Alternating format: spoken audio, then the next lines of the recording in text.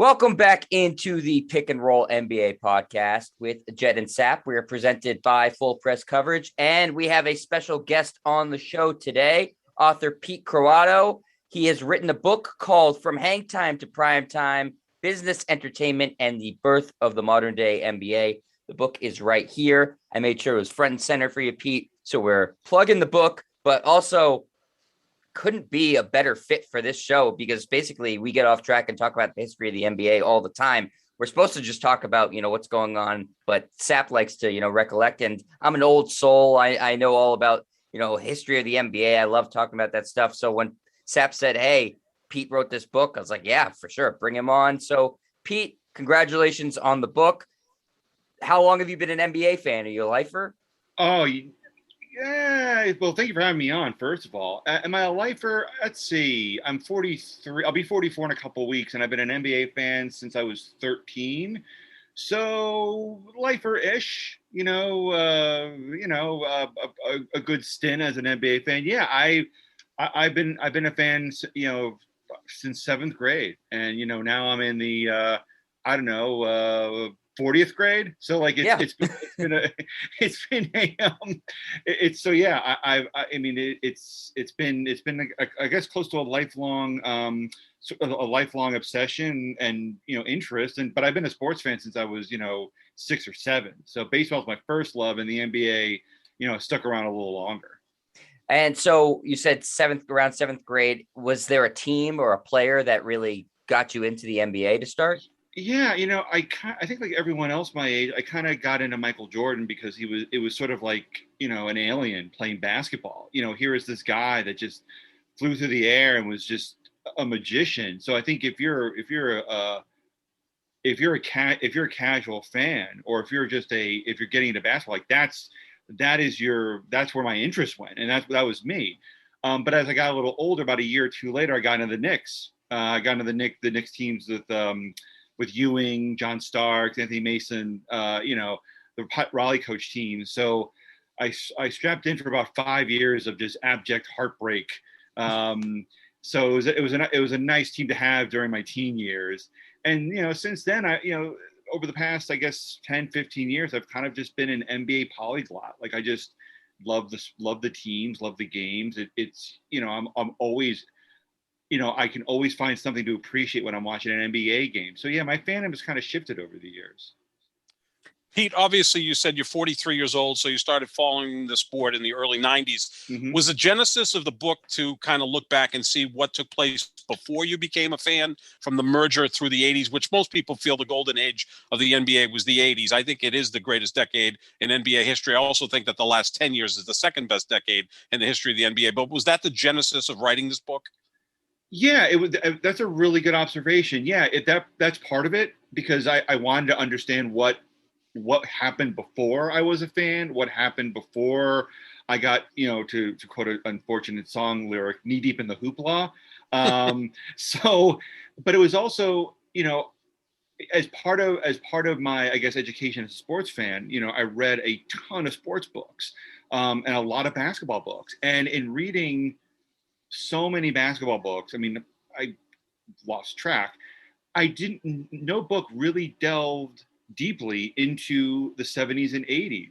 There were books about Larry Bird, and Larry Bird and Magic Johnson wrote memoirs or autobiographies, and there've been books about Jordan. But whenever those books would look at the 70s and 80s NBA, the early years before the NBA took off, there really wasn't a lot to chew on. There was reference to drug problems and the ABA and a few things here and there, and you heard about Larry O'Brien, but there really wasn't a deep dive into that stuff. And I thought, I think there's a book about that era that could be written, and thankfully, I was able to take advantage of that, knock on wood. Now, doing research, did you try to reach out to writers who covered the sport back then? And the first two names that come to mind would be Bob Ryan of the Boston Globe, mm-hmm. and Peter Vesey of the New York Post. Those were the two prominent sports writers, basketball writers of that time. Did you reach out to them? And if you did, were they helpful, or did they shun you because you were writing your own book? Oh, yeah, I definitely, the two of the first people I reached out to on the media side were Peter and Bob, because, mm-hmm. They were just influential writers, and it's for listeners who who aren't familiar with those names. First of all, do yourself a favor and get 48 Minutes by Bob Ryan. Get Scribe, his autobiography. Those are two excellent books.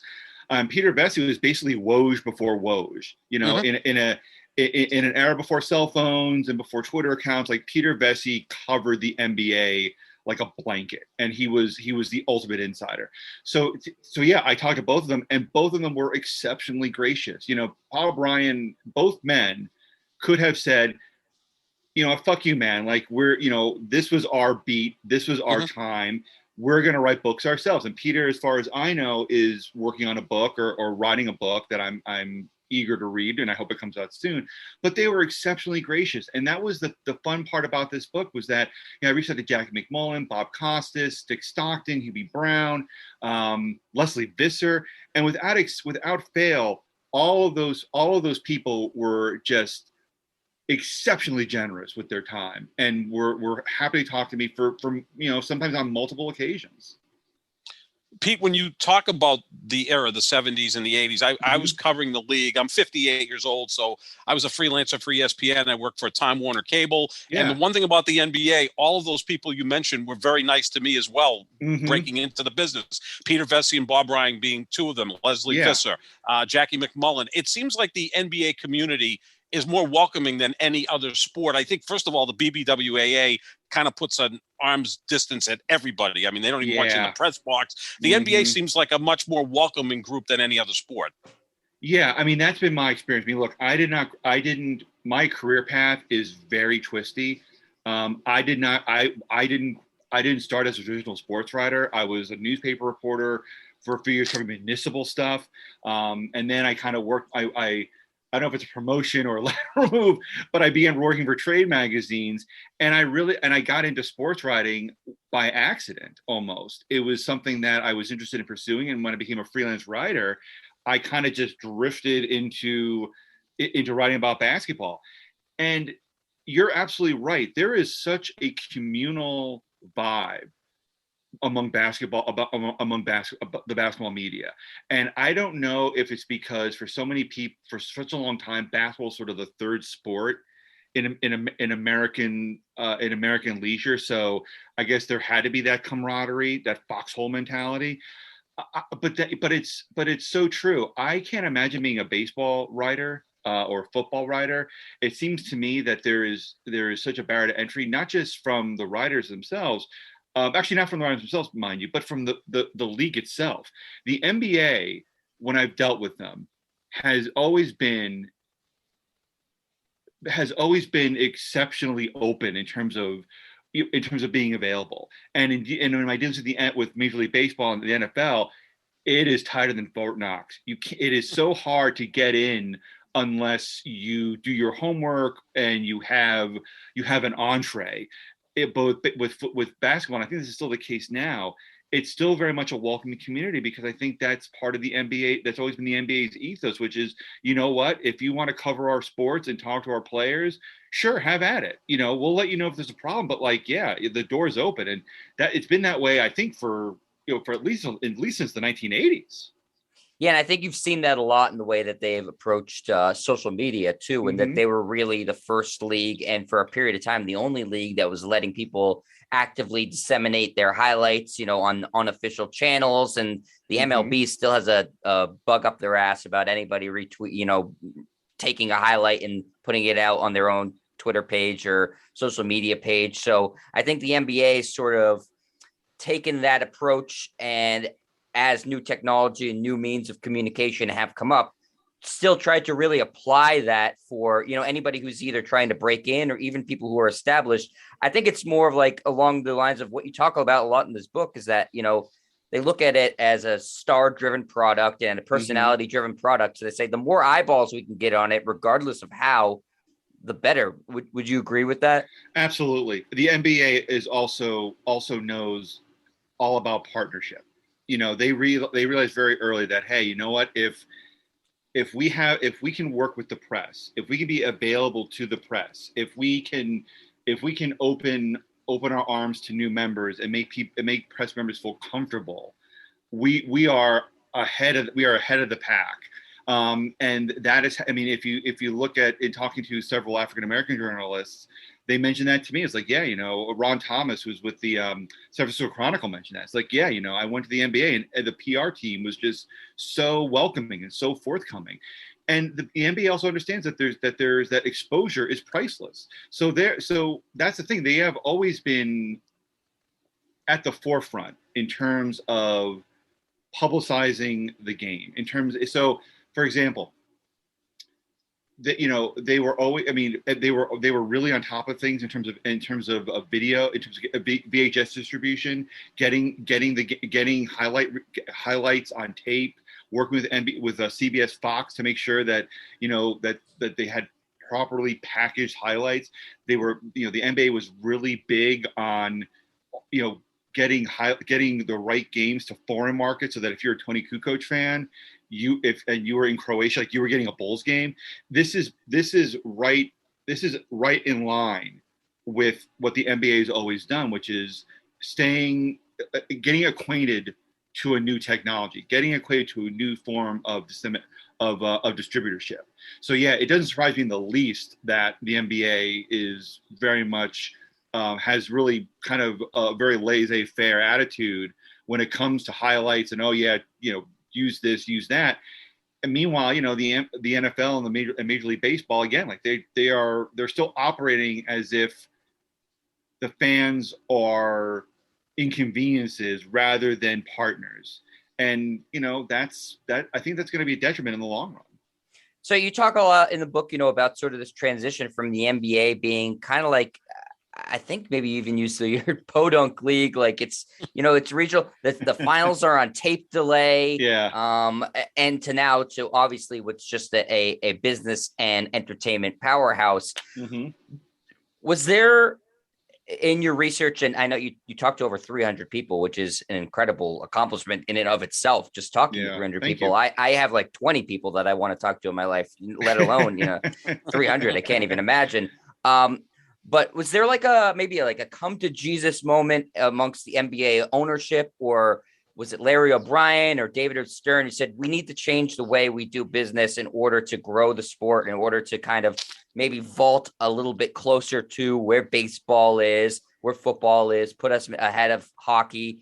Was there one moment, or was it just sort of like a logical progression of, okay, we need to do something? I think it was a logical progression, but it was fueled by David Stern and his undying belief that the NBA was an entertainment league, that the NBA was only going to succeed if it thrived on highlighting personalities and not just the teams and the game. So David Stern becoming commissioner in 1983 was yes, it played a big role in the NBA's growth. But that happened even well before, when Larry O'Brien was the commissioner, and he basically tasked David Stern with running the league. Mm-hmm. Larry O'Brien, the commissioner who was elected in 1975, was, he was a veteran politician. He was a big deal in Democratic. So he was a national figure.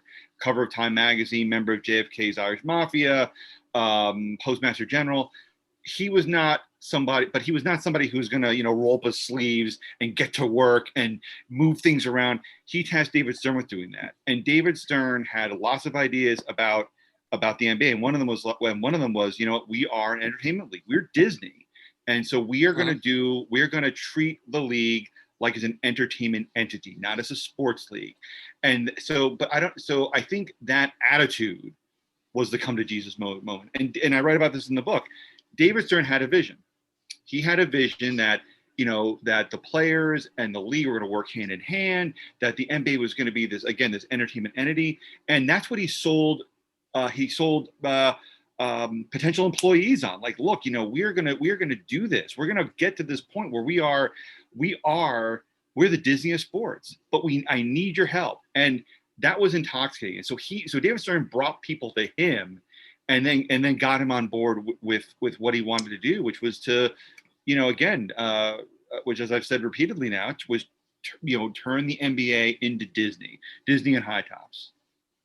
The league was also fortunate to get Dr. J, Larry Bird, Yes. Magic Johnson, Michael Jordan, 4 different personalities who embraced being the face of the league. And that really expanded the league. And then they got really fortunate when the Lakers and Celtics met 3 times in the finals over a 4-year period. And that was must-see TV. I know I covered those series. Yeah. And it was polarizing. You were either on Team Green or Team Purple and Gold. And being in Boston at the time and covering the series, deeply rooting for the Lakers, but not publicly, was difficult. When Magic hit the junior hook shot in game 4 of the 87 finals, I was like, yeah. And because I just want to be a contrarian, and Magic was my favorite player of the era, but they were fortunate to have those 4 guys who were so different, but they all understood what they were there for. We wouldn't have been friends, Sap. If I were born at that time, they would have demoed the show. It would have not been okay. No. I hope you guys would have been able to coexist, but but those players, I'm glad you mentioned them. They benefited from David Stern and from David Stern's again vision, which included television, which included we are not gonna make these games about Team A and Team B necessarily, but we're gonna frame it around these great players. So so when CBS when the NBA renewed its contract with CBS in '83. Which was, at that point, the NBA was sort of struggling on CBS. The coverage was less than inspired. CBS came up with a plan that, obviously the NBA agreed upon, which was, look, if we have 2 games on a Sunday, one of those games are going to feature one of 4 players: Kareem Abdul-Jabbar, Magic Johnson, Dr. J, or Larry Bird. Right. So that was the key. The key was to get those players and to showcase them and to make sure that you saw them. And it was, but a lot of that has to, and again, the rivalry with Magic and Bird was huge. That's an absolute, because that becomes just basic good narrative television. That becomes good drama. So if you're not a basketball fan, or you're a casual basketball fan, you can root for the green guys or the yellow guys. And those teams are so different and so dazzling that you're attracted to them, and the packaging matters. But with Dr. J and Michael Jordan, the NBA got really lucky because Julius Erving was just the perfect spokesman for that league. He was somebody who, at the time, the NBA needed, because not only was he available for every media opportunity, as you probably know, but he was eloquent. He was dignified. He was a dream. Like you could be a parent and say to your son or daughter, be like Dr. J. Like, look at him. Like he has everything going for him. And with Michael Jordan, he was just such an entertainer.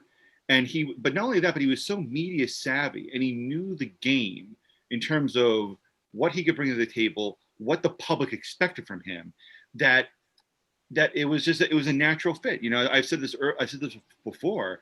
I think David Stern probably got on his hands and knees each night and prayed to the God and thanked the gods for sending Michael Jordan his way, because he completely understood what his role was.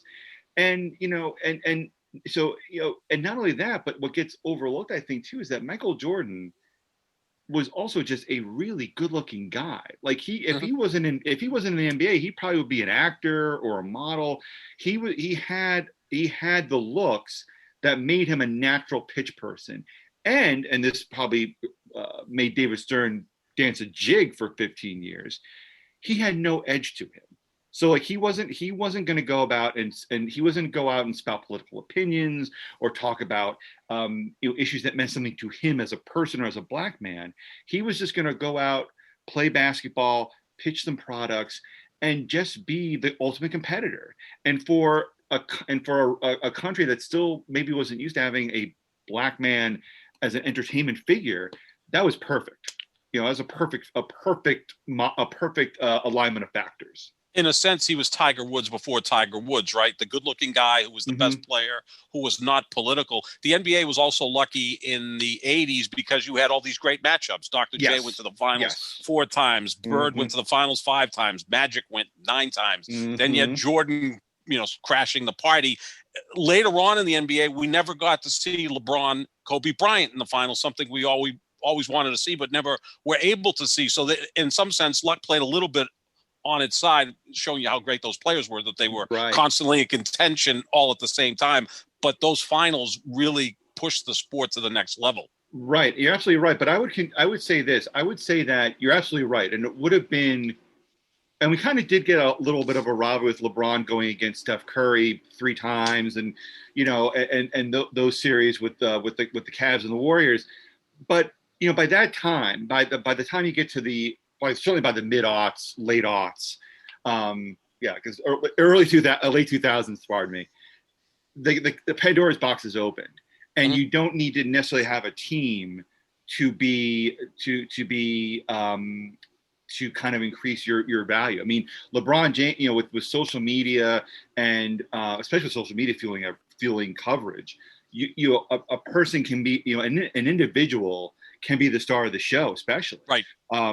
So yeah, but you're right though. I do kind of miss having those rivalries of like, hey, like the Celtics and the Lakers are facing off again. Ooh, that's interesting. But I don't know if fans are really missing that now. I think it kind of matters who the player is, and especially now in an era where player empowerment is the buzzword, and LeBron James makes a phone call and people come running to him. I don't really know if I really don't know if the team is as big a deal as it was back in the day. See, Pete, I'm player over team. If LeBron played for the Denver Nuggets, I'd be a Denver Nuggets fan. Yeah, and that's to me too. Like, I don't care where any team plays now.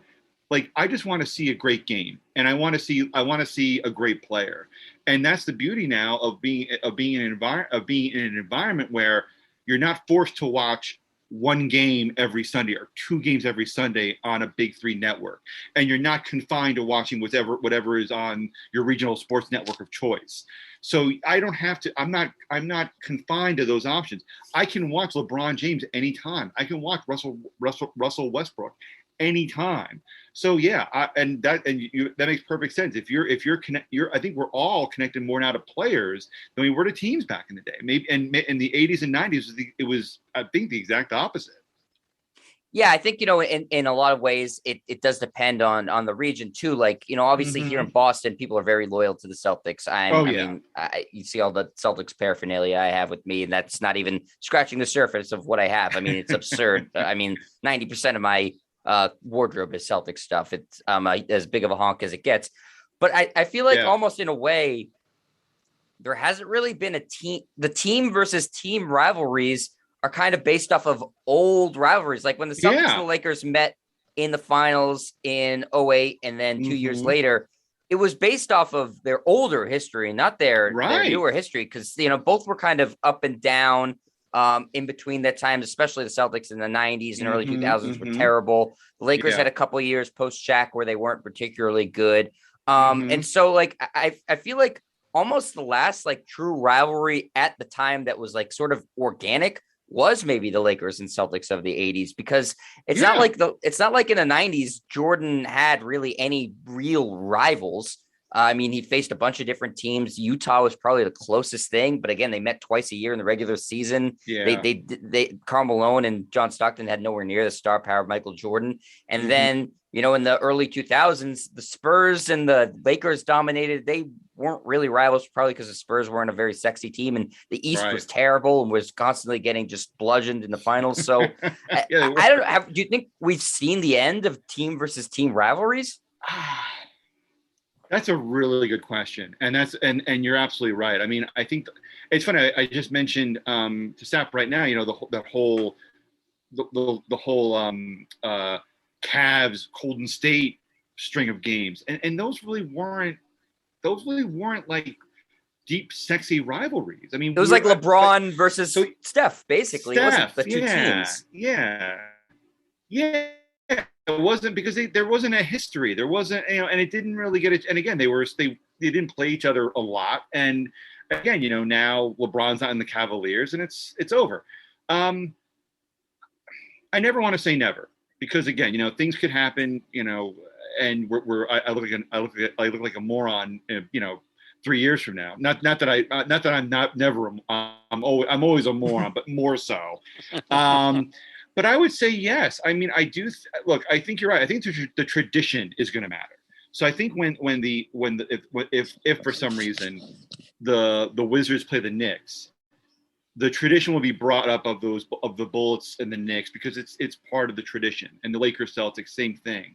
But again, I think with the players now having more freedom over as to where they go, and with super teams coming and going, I don't think you're going to see those deep-seated rivalries take place unless we get lucky. And for example, a team with a young nucleus meets a team with another young nucleus, and they meet 3 or 4 times before free agency blows everything to smithereens. That might be the only time you see that, but it's going to be rare if it happens at all. So do you think that does that present a challenge for the NBA and now how they navigate their future landscape in terms of media and selling teams and stuff like that? Or are they just content with being able to say, okay, we have Giannis in the finals this year, we got LeBron in the finals this year, Luka in a couple of years, so I assume he'll get there too.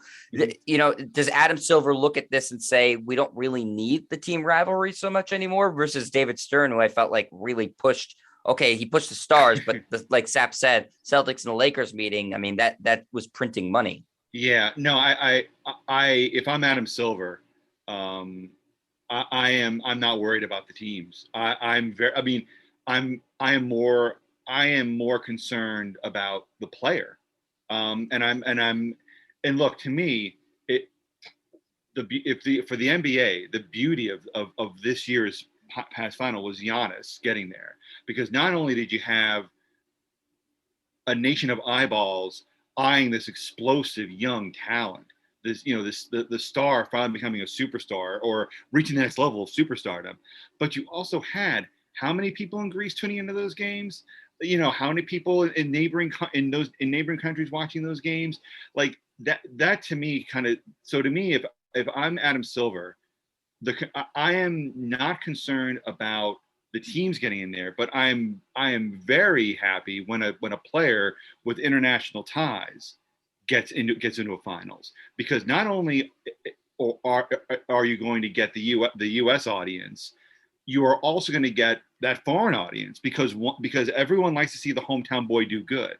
So that to me is what I'm looking for. What the NBA I think is going to focus on is they'll focus on the international implications of who's in that game, of who's in the NBA, of who's in the finals.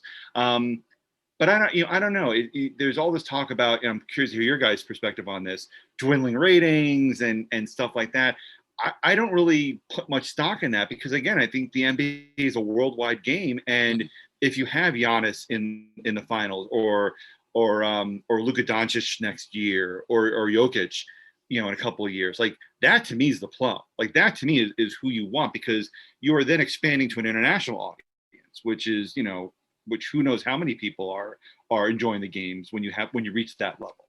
Yeah, and there's just more ways to consume the product, right? It's not classic stuff like when I was growing up and you're watching the 70s and 80s and you're waiting for the tape delay version of the Lakers and Sixers in 1980, and you hope that you don't find out what the score is, which was easier back then than it is now. But now, even I will watch things on my iPhone or laptop or whatever the case may be. So yeah, there's just more ways to consume, but I still think it's a star-driven league, because you saw the difference in the ratings with LeBron against Steph, LeBron against Kevin Durant in those finals were marginally or more than marginally better than what we saw this year.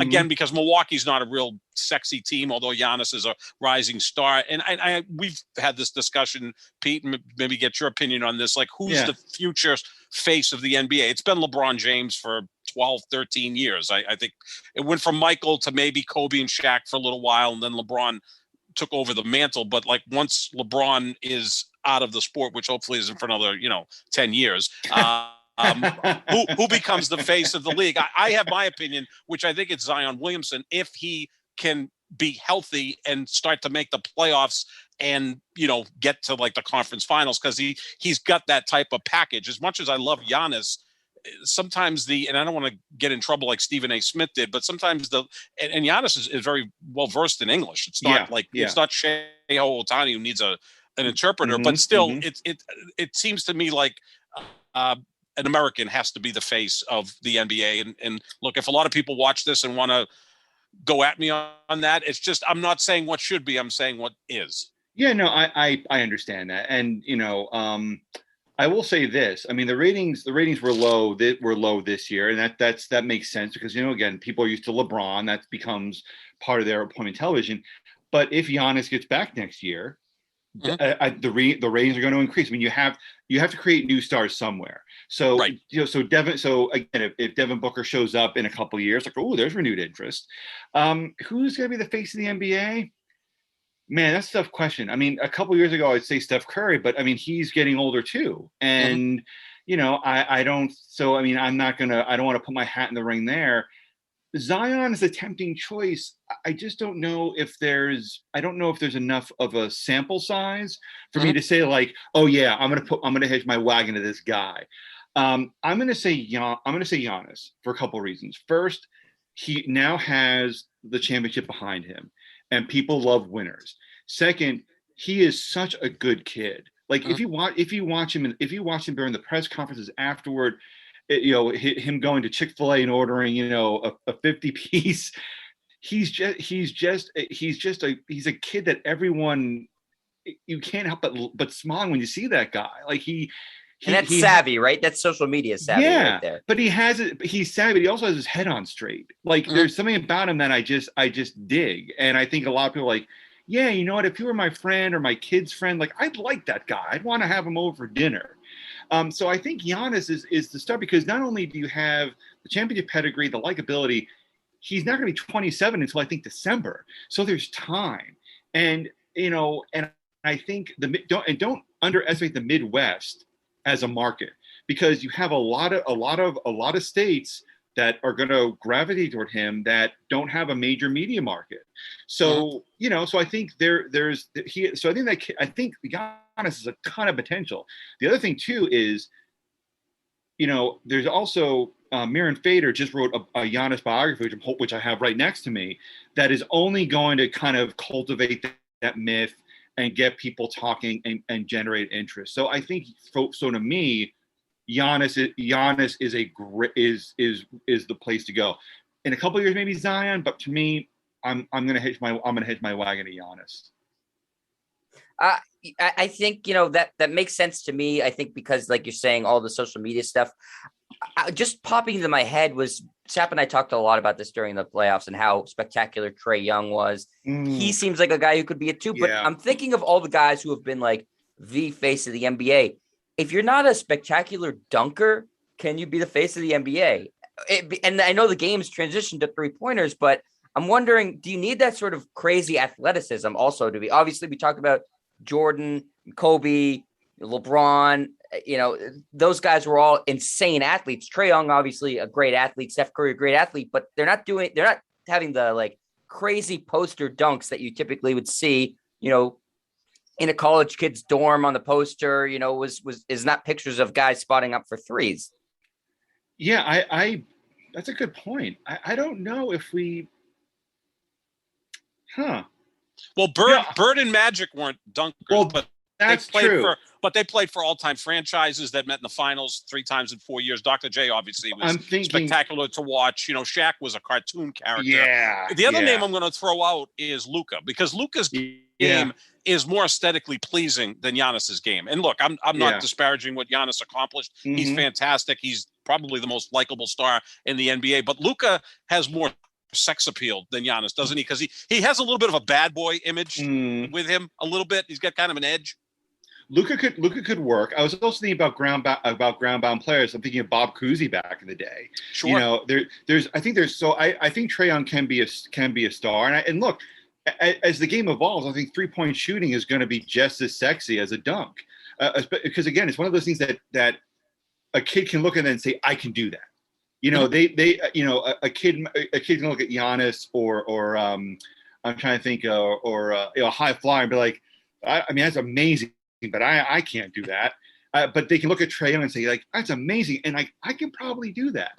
But do you need that sort of superhero like Jordan was to be that guy? Like, obviously what Jordan did was unattainable. Nobody can fly like him. So, like, it's great to say, okay, Yeah, I can do that. And I think that makes a player very popular. But like Steph Curry and Steph Curry and Trae Young, amazing shooters. Steph Curry is the greatest shooter of all time. And people, I think, love him because they go, they can't, but they go, I could shoot threes. I can't dunk, but I could shoot threes.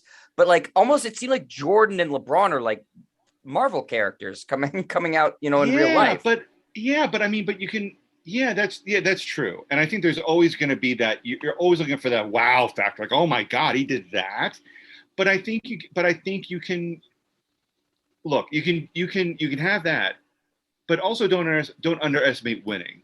If Trae Young keeps hitting clutch shots and keeps showing the stones that he had during that playoff run and wins a couple of championships, then that's a whole different ball game. But there are gonna be kids that want that Marvel character for sure. But isn't what Trae Young doing kind of a Marvel characteristic too? Pulling up from 35 feet and just swishing J's and there is that superhero element to Trae Young. And look, with any NBA player, look, not to sound not to get on the contrarian Skip Bayless path, but isn't any NBA player really a superhero when you think about it? Because these men are doing things that we can't even touch. No, they're all freaks. They're all athletic freaks. So I think it's gonna be a matter of, as the game evolves, how we reconsider things. And I think Trae Young's a great example of that, because Steph Curry was the example, was the poster boy, no pun intended for that. Trae Young is the next step. And before that you had Bird, and before that Maravich and Rick Barry and all these other shooters that kind of were superstars. So I think it can be done. But again, it's what do you prefer? Do you prefer Cyclops, or do you prefer Wolverine? Do you prefer Superman, or do you prefer the Flash? And now you're speaking my language. Sap might be lost, but you're speaking my language. Right over my head, guys. I mean, I know some of the stuff you're talking about. The one player who will not be the face of the league is Ben Simmons.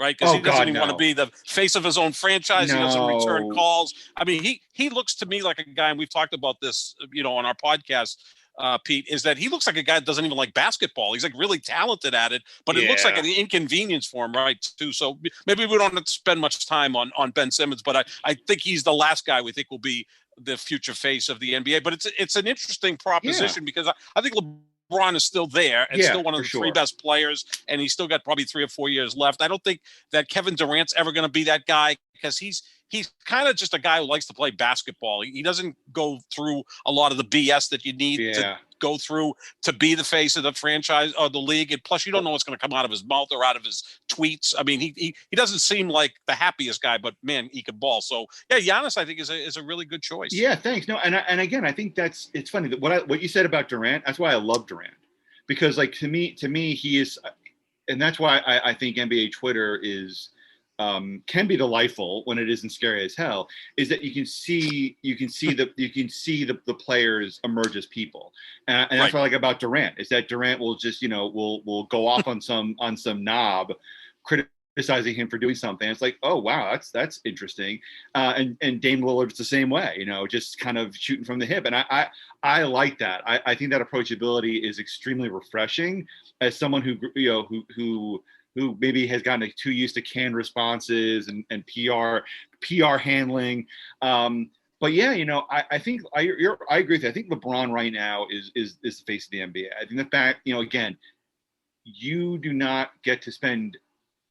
You don't make a movie with the Looney Tunes if you're not the face of the NBA. So I think it's LeBron until further notice. But look, I mean, the league is in good hands. I don't think anyone at the NBA is wringing their hands over, oh, what do we do if LeBron is, because that was the big thing when Jordan was retired or was getting us for a certain age. It's like, what do we do now? Where do we go? And I don't think, I can't imagine anyone at the NBA fretting over that answer or fretting over that question. Before we let you go, Pete, again, I said you interviewed 300 people. Again, incredible. Any one, two, three interviews really stick out for you, or is there anybody that you really wanted to get that you weren't able to get? Yeah, it's funny. The person I wanted to get, who I didn't get, was David Stern, and I tried and I tried and I tried, and I thought I had him. I honestly did, and I'll tell you why. Because I had emailed him repeatedly for months, like just crashing the boards. Just my thought was, you know what, like fuck it. If he's, I want to hear him say no to me personally, not from his assistant, not from his associates, like from him personally. So I just blitzed him like every week, every month. I was following up, like, hey, Mr. Stern, I know why I'm doing this. Like, you know that I'm yeah, you can tell I'm emailing him with the story. Well, we've got two Italians and a Jewish fella here. So we all talk with our hands. We're all very emotional. Although I got to give you guys credit. I've got to up my game when it comes to, YouTube. Pete, you've got the great bookshelf with the great array of books. You've got the Athletics poster up. Yeah. You're looking really cool there. Jet's got an awesome looking thing. And I look like Keith Olbermann when he was on current TV. I've got like a curtain behind me because they were paying him so much money that they couldn't afford a set. I was going to say... it was like Buffalo Bill's basement from Silence of the Lambs. I know that's you don't know that it's not. You don't know. You don't know. I'm too nice a guy. I mean, I eat really good Italian food, not Italian people. But I think that when you were looking at trying to contact Commissioner Stern, was he already out of office at that point? He was out of office since 2014. So you're now reaching out to a private citizen who maybe said, I'm already done with this stuff. Yeah, I had reached out to, by the time I started on work on the book, it was 2018. So he was out of the picture, but I was emboldened because I had friends, who had written stories and they had been able to reach David Stern. So it wasn't like I was chasing Howard Hughes.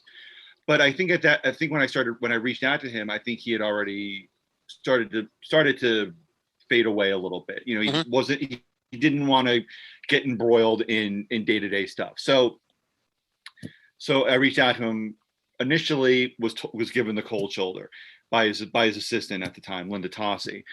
Then I had his email address, so I just kept at it. Eventually he wrote back and he said, look, I don't know why you're trying to reach out to me. I'm not interested. I wrote back and said, well, look, I said, I wouldn't be doing my due diligence if I didn't try to reach out to you. And I wouldn't be doing my job if I didn't try to at least try and convince you to talk to me. And he said, yeah, I'm just not interested. He said, look, I'm just not interested. I wrote back to him one more time. I said, look, if you want to reach out to my parents and ask why I'm being such a persistent pain in the ass, here's their phone number, here's their email, reach out to them.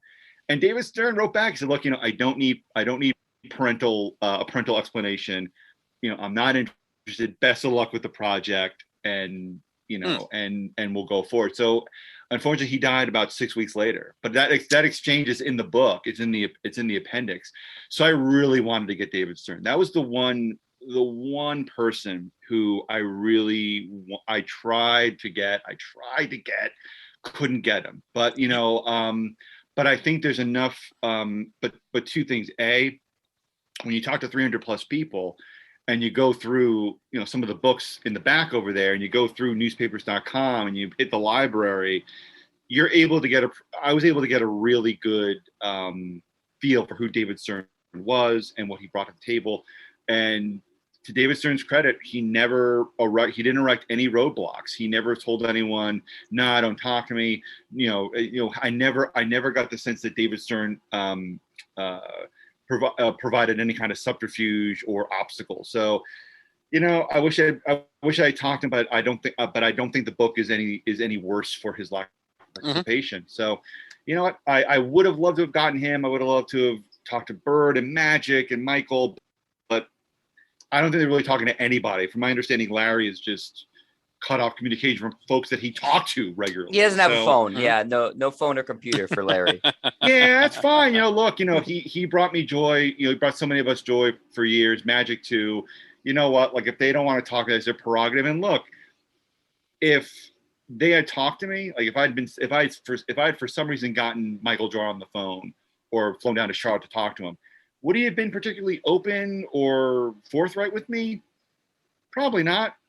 Dude that works in the middle of nowhere. Don't really know him from Adam. He's not going to be particularly open. And just bring him whiskey though. If you brought him a bottle cigars of and whiskey, cigars, he would have been all set. Look at me, man. I'm a freelance journalist. There's no budget and there's no budget for whiskey or cigars or especially the type that he would sources. like. Yeah, right. Exactly. Maybe I'll buy him a quarter of a Cuban cigar, so maybe he can smoke the nub.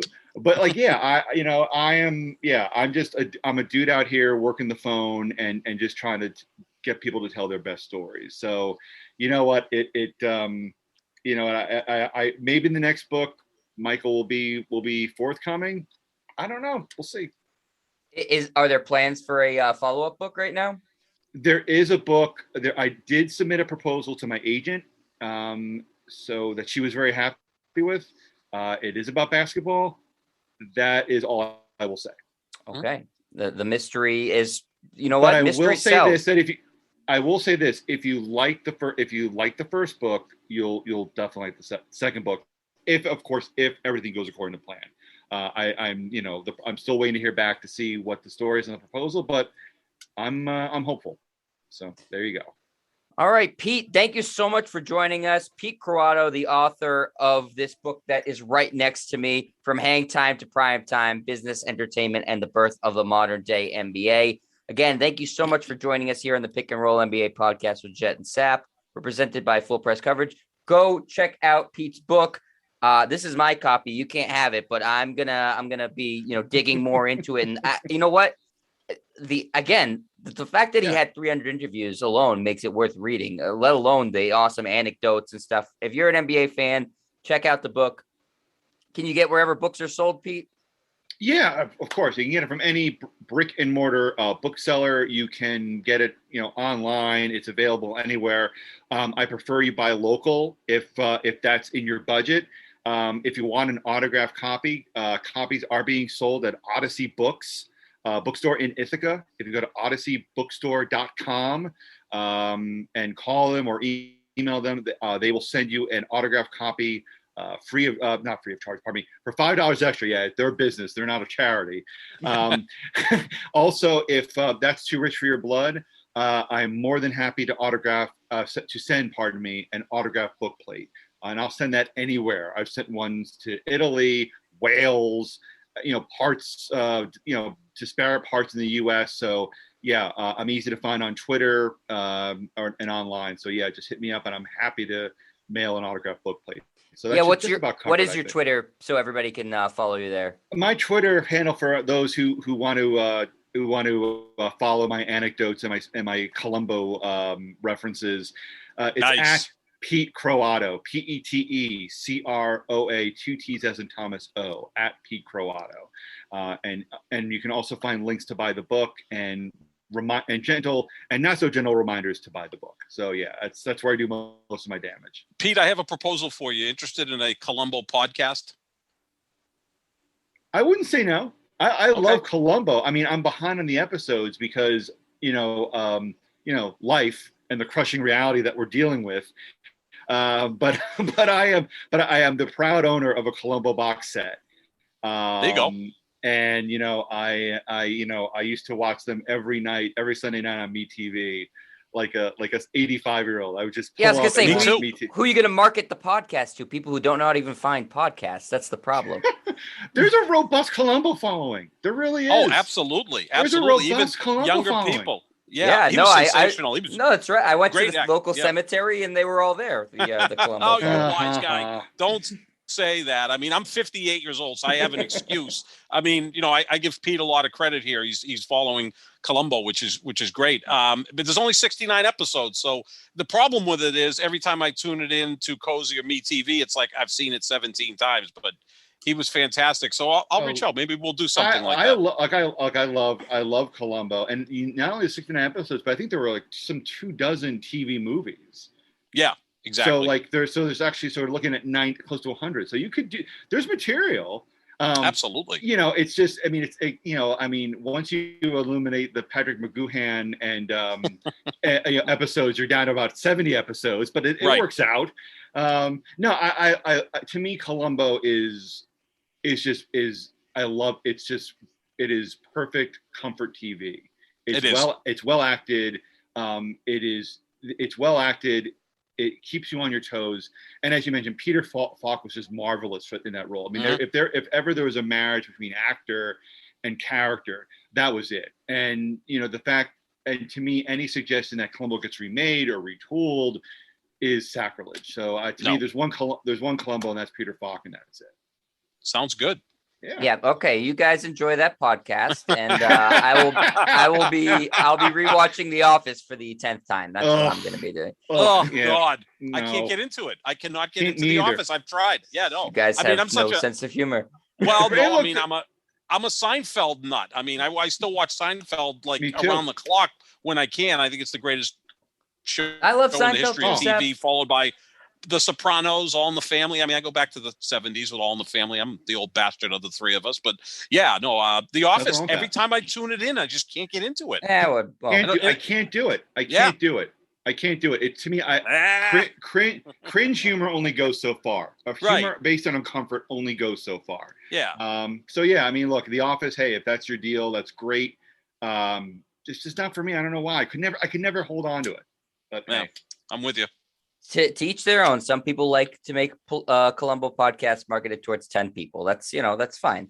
All right, but the book is intended for a much wider audience. Yes. So go get the book. More than 10 people. There's a lot of more NBA fans than Columbo fans, I would venture to guess, out there. So make sure you check out Pete's book. Go buy it.